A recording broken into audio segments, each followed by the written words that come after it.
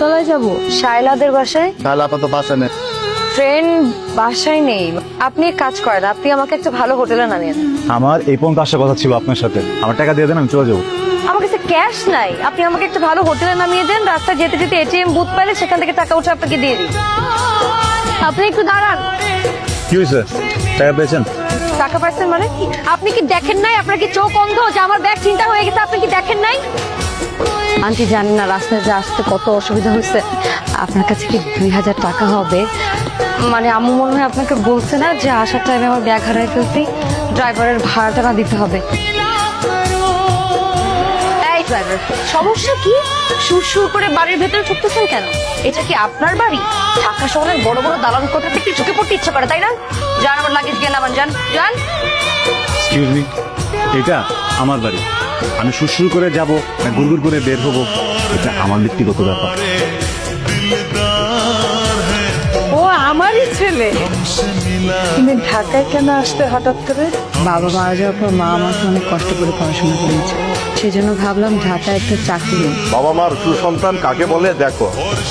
শুভ, আজকে থেকে তোর আর কোনো কাজ নেই। একটাই কাজ, সেটা হলো মায়াকে অফিসে নিয়ে যাবি এবং ওর অফিস শেষ হলে ওকে বাসায় এনে নামিয়ে দিবি। একদম নষ্ট, কেমনে নেবো আপনাকে?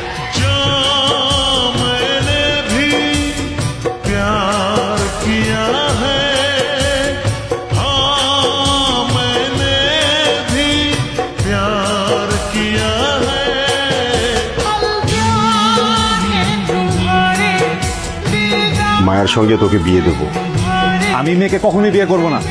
দরকার হলে আমি বাসা থেকে চলে যাব, তারপরেও না। তোর এত বড় সাহস, তুই বাবার মুখে মুখে কথা বলিস? জাস্ট তোমার জন্য ফ্যামিলিতে এখন আমার এই অবস্থা। কি ভাবছো তুমি? হ্যাঁ, 2 দিন তোমার সাথে ঠিক মতো কথা বলছি, সব হয়ে গেল, তুমি বিয়ে করবে আমার সাথে? হ্যাঁ, এটা কেমন কথা? তুমি আমার লাইফে আসার পর থেকে আমার লাইফটা জাহান্নাম হয়ে গেছে ভাই। মায়ের খাইতে হইতেছে ভাই। তুমি একটা বুঝছো? আর আমি মরে গেলেও তোমাকে বিয়ে করতেছি না, এইটা তুমি তোমার মাথায় ঢুকায় রাখো। আর হ্যাঁ, আপনারাও বিয়ে করবো না, দরকার হলে বাসা থেকে চলে যাবো। ওকে একটু ওর মতো থাকতে দিন না।